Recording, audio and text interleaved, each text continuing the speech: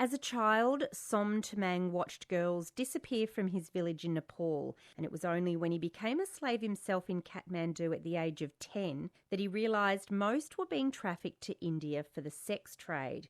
He was determined to stop this from happening, and with the help of his charity Friends of the Himalayan Children here in Cairns, he's been able to fund a school and provide education and employment opportunities in his village back home, and in turn save a generation from human trafficking and child marriage. Author and journalist Kirsty Nancaro has written about Som's life. Himalayan Dreams, the story of Som Tamang.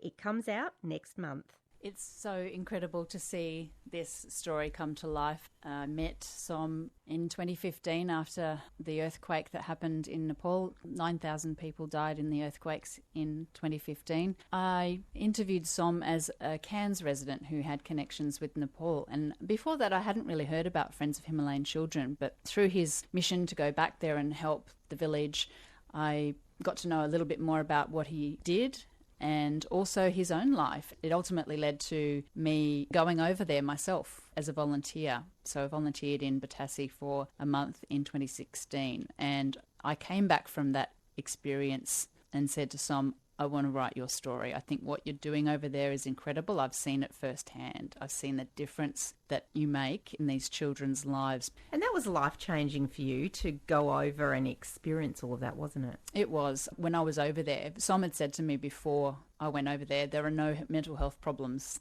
in the village. She said everyone that goes there to volunteer, the troubles melt away, and that's what happened. It was really, really soul-fulfilling.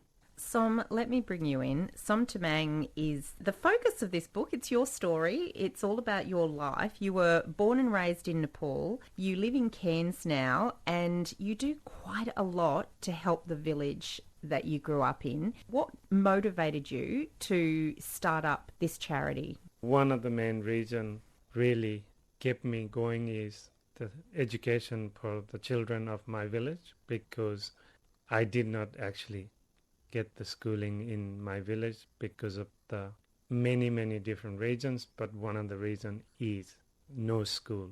After when I am about 9 years of age, the only school we had at that time was up to grade 4, 5. Once you reach grade 5, you had option to leave, get married, settle in, help the family, or move away from village into towns or cities to be educated in a school. And to be able to do that, you need to have a little bit of money with your family.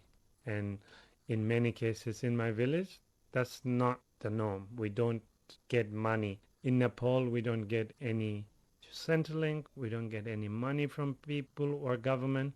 You earn or you get nothing. So most people go to the cities and working for richer people and get some money.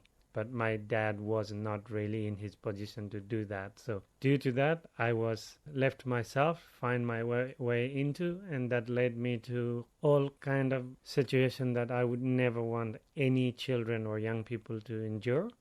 And that's what led me to continue what I do in the village, because I promised myself I will not let the young children of my village, which those days was my brothers and sisters, that I won't let that happen to them. So I was committed to work in a slavery to make a little bit of money so I can give my family money so my brothers and sister was able to go to school. So that's the behind the story.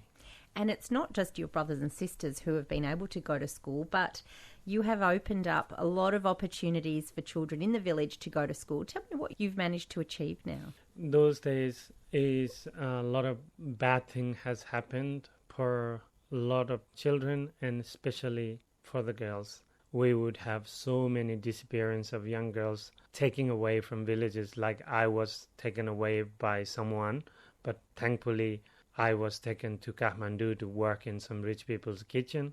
That was fine, but for the girls, the stories are worse. So I knew that since very young age. I was fear of that happening for my sisters and my brothers. Thankfully, somehow my assistant to my family have managed to keep that away from happening to my brothers and sisters. Once I was helping my brothers and sisters a lot of their friends and people that close to them, playing with them every day was missing. So I really had to think about helping more people. Once I could, I started helping by talking to the teachers and community leaders that we need to focus on getting schools up. So once I was in Australia, I was able to do a little bit more. So I started going back to Nepal with some money and started contributing to Children's Life, which was giving some money for them to go to nearby high schools. And then slowly that led to actually come in mind to build a safe home out of my own pocket money, which was completely destroyed by earthquake. And later on, it came about charity in 2008, registered Friends of Himalayan Children in Cairns, and that allowed me to build another safe home for children that was living in my own home. So we moved the children to charity space, and then that led to extend the school from grade 5 to grade 8, which is the medium high school, and now we have up to grade 10, which holds just close to 300 students, and that would have never happened. And since all this happened, for the last 10 years at least, we do not have any history of girls being taken away from village before they are 18.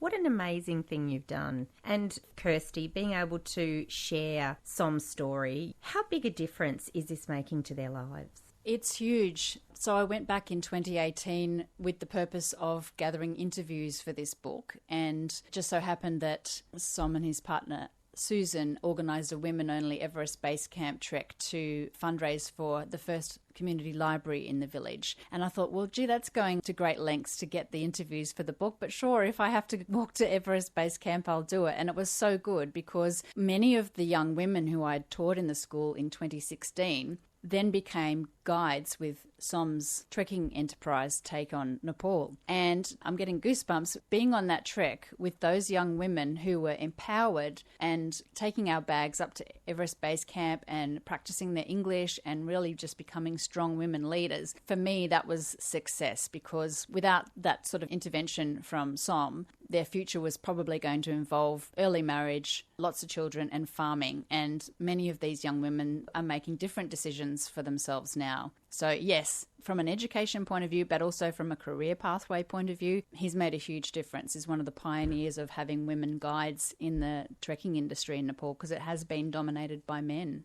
Som, that's amazing to hear that so many of them have moved on to become guides. What other work opportunities have now been created for a lot of these students that have now managed to get an education up to a higher year level? The opportunity and work opportunity is limitless. So we have some girls from remote village in Batase getting a scholarship studying in America.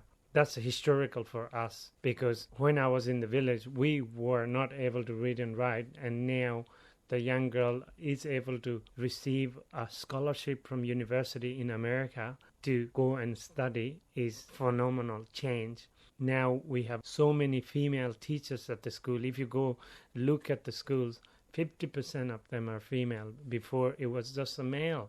When we talk about trekking guides are looked down upon for the girls to be a guide. So that's one of the biggest barriers that I was able to break. Since I started taking Nepal and employing a lot of girls in the Everest trails, it's not something that naturally happened, but it's forced to have women guides in most of the companies, because a lot of women prefer women guide in their tour, and a lot of girls don't go before they're 18. So when they go, they are not sold with a false hope and false information. They go with knowing the knowledge that what they're going to do. So it's been such a positive. Before, the girls was only going to India or Malaysia and Dubai countries like this in a domestic slavery. Now they're going countries like Japan, America, all these different countries from Batase, and that is truly the evidence of the education that the school has provided, and the Friends of Himalayan Children charity have supported the children and the schools. A lot of the girls go for work opportunities, But most of the people in other countries like Australia, they go to Japan, Korea, they go to study as a student.